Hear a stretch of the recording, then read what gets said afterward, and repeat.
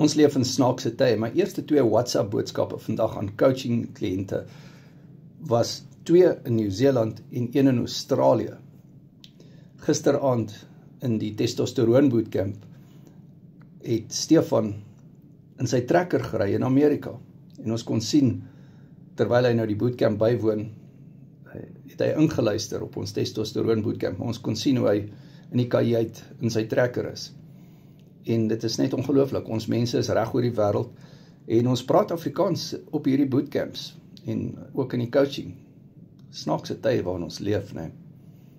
My nommer is in die bio, WhatsApp my, die coaching is op WhatsApp video call, en jy kry WhatsApp toegang tot my, waar ek vir jou ook dan raad gee, kyk na wat jy eet, porsiegrootte, en ook jou help met resepte en raad, en jy kan ook jou bloedtoetse vir my stuur.